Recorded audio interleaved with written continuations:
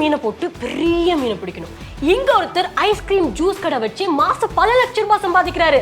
எப்படின்னு தெரிஞ்சுக்க ஃப்ரீடம் ஆப்பை டவுன்லோட் பண்ணுங்க.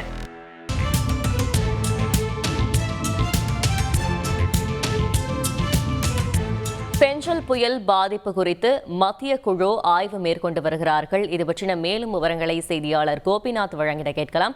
கோபிநாத் வணக்கம். இந்த ஆய்வு தொடர்பான குழு கூடுதல் விவரங்கள்.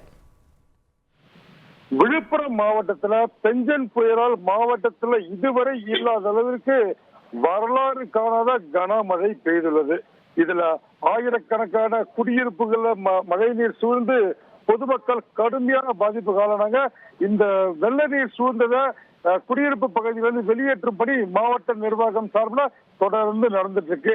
இது ஒரு புறம் இருக்க, புயலால் பாதிக்கப்பட்ட மக்களுக்கு தமிழக அரசு சார்பில் நியாய விலைக் கடைகள் மூலம் ரூபாய் 2000 நிவாரண தொகை வழங்க டோக்கன் வழங்கப்பட்டு வருகிறது. இது மட்டும் இல்லாமல் பாதிக்கப்பட்ட குடும்பங்களுக்கு 5 கிலோ அரிசி, 1 கிலோ துவரம்பருப்பு, 1 கிலோ சர்க்கரை உள்ளிட்ட பொருட்களை வழங்கும் பணியும் தொடர்ந்து நடந்துட்டு இருக்கு. இது ஒரு புறம் இருக்க, தமிழக அரசு சார்பில் புயல் மழை நிவாரணமாக ரூபாய் 2000 கோடி வேணும்னு சொல்லி மத்திய அரசுக்கு தமிழக முதல்வர் கோரிக்கை கடிதம் அமைச்சிருந்தாங்க.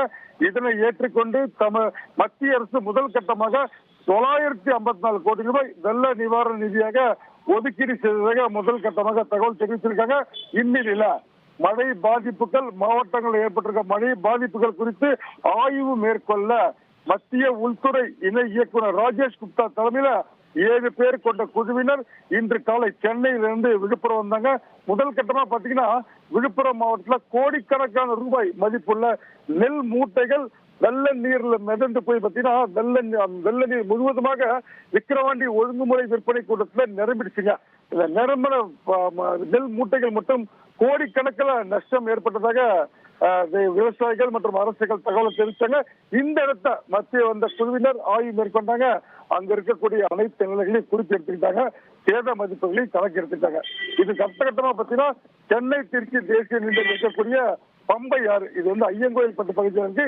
இந்த ஆற்று பகுதியில் ஏற்பட்டிருக்கிற கரையோரங்கள் ஏற்பட்ட பாதிப்பையும் மேல இருந்து பாலத்திலிருந்து பார்த்தாங்க. அதையும் முடிச்சுக்கிட்டு தற்போது விழுப்புரம் மாவட்ட ஆட்சியர் அலுவலகத்துல அதிகாரிகள் கொண்ட குழுவினர் இங்க ஒரு கூட்டம் நடக்க போது. இந்த கூட்டத்துல மாவட்டத்துல எந்தெந்த இடத்துல என்னென்ன பாதிப்புகள் இருக்கு, மாவட்டம் முழுவதும் என்ன பாதிப்புகள் இருக்குது போட்டோ டிஸ்பிளே வச்சிருக்காங்க.